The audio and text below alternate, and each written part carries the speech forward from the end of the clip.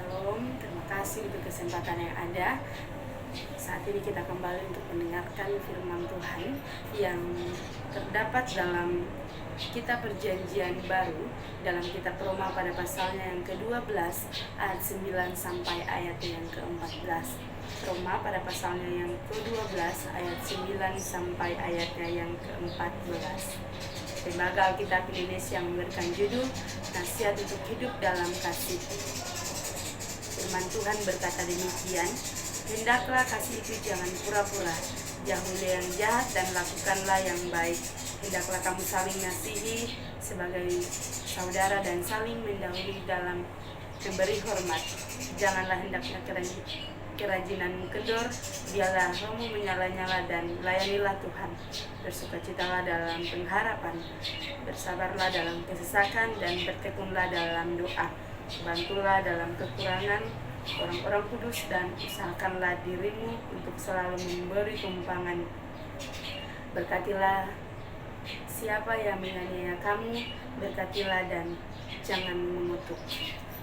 Yesus bersabda yang berbahagia adalah kita sekalian yang mendengarkan dan melakukan di sepanjang kehidupan kita. Ya, dan tentunya kita akan kembali untuk merenungkan firman Tuhan. Dan tema renungan kita di saat ini saya memberikan satu tema, yaitu sikap seorang pelayan Tuhan. Sikap seorang pelayan Tuhan.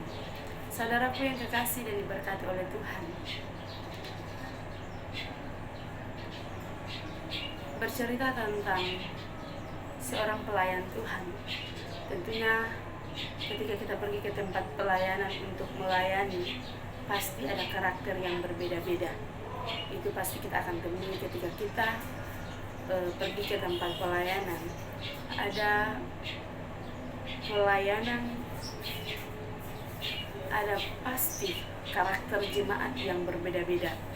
Oleh karena itu, kita harus memiliki sifat yang baik, sehingga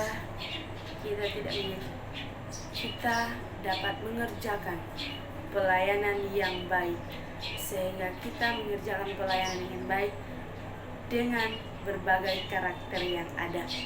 Nah, saudaraku yang kekasih dan diberkati oleh Tuhan, hal-hal yang akan saya berikan kepada kita sekalian yang dapat membantu kita dalam mengerjakan pelayanan tersebut, yaitu kita baca yang pertama adalah ayat yang ke-9 dan yang ke-10. Saya bacakan sekali lagi. Hendaklah kasih itu jangan pura-pura, jauhi dia yang jahat dan lakukanlah yang baik. Ayat yang ke-10, hendaklah kamu saling mengasihi seperti saudara dan saling mendahului dalam memberi hormat. Di situ sudah sangat jelas dikatakan bahwa hendaklah kasih itu jangan pura-pura. Ayat yang ke-10, hendaklah kamu saling mengasihi sebagai saudara dan saling mendahului dalam memberi hormat. Nah, mengajak dan pesan firman Tuhan saat ini, ayat yang ke-9 dan yang ke-10 itu sangat jelas, yaitu mengajarkan kepada kita agar kita memiliki sikap untuk saling mengasihi dan saling menghormati satu sama yang lain. Karena mengasihi itu adalah syarat utama yang paling sangat mendasar. Mengapa? Karena dengan kita mengasihi seseorang, atau kita pasti akan menjadi satu pelayan Tuhan dan tidak pernah membeda-bedakan orang yang kita layani. Yang kedua adalah ayat yang ke-11. Saya akan bacakan sekali lagi untuk kita sekalian. Janganlah hendaknya kerajinanmu kendor, biarlah rohmu menyala-nyala dan layanilah Tuhan. Nah, saudaraku yang kekasih yang diberkati oleh Tuhan, sikap yang harus kita miliki adalah semangat. Mengapa? Karena dikatakan di situ bahwa jangan kerajinanmu kendor. Berarti kita diberikan untuk semangat dalam melayani Tuhan, semangat hidup untuk melayani dunia, pelayanan, masalah, persoalan, pasti akan tetap ada dalam kita melayani Tuhan. Tetapi firman Tuhan mengajarkan di sini yaitu tentang tetap kita semangat dalam melayani Tuhan. Oleh sebab itu, semangat adalah bahan penggerak yang harus ada dalam diri seorang hamba Tuhan. Yang ketiga adalah ayat 12 dan ayat yang ke-13. Saya akan bacakan sekali lagi untuk kita sekalian. Bantulah dalam kekurangan orang-orang kudus dan usahakanlah dirimu untuk selalu memberikan tumpangan. Bersukacitalah dalam ayat yang ke-12, bersukacitalah dalam penghargaan, bersabarlah dalam kesesakan dan bertekunlah dalam doa. Ayat yang ke-13, bantulah dalam kekurangan orang-orang kudus dan usahakanlah dirimu untuk selalu memberikan tumpangan.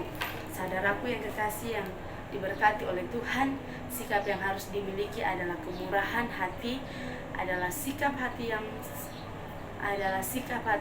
yang siap menolong, melayani siapapun, kapanpun itu, dan dimanapun kita akan dipanggil. Sikap kemurahan hati juga adalah sikap yang selalu mendoakan ketika seseorang mengalami persoalan tanpa kita melihat latar belakang. Yang keempat atau yang terakhir adalah ayat yang ke-14. Saya bacakan sekali lagi untuk kita sekalian. Berkatilah siapa yang menganiaya kamu, berkatilah dan jangan mengutuk. Berkati ketika disakiti, berdoalah bagi mereka yang disakiti. Apapun ayat yang ke-14 ini sangat jelas memberikan motivasi kepada kita, yaitu berkatilah siapa yang menganiaya kamu, berkatilah dan jangan mengutuk. Saya memberikan kesimpulan untuk kita sekalian pada ayat yang ke-14, yaitu memberkati ketika disakiti, berdoalah bagi mereka yang disakiti. Demikian firman Tuhan saat ini, kiranya dapat memotivasi iman percaya kita, dan terpuji Kristus, Tuhan memberkati firman-Nya. Amin.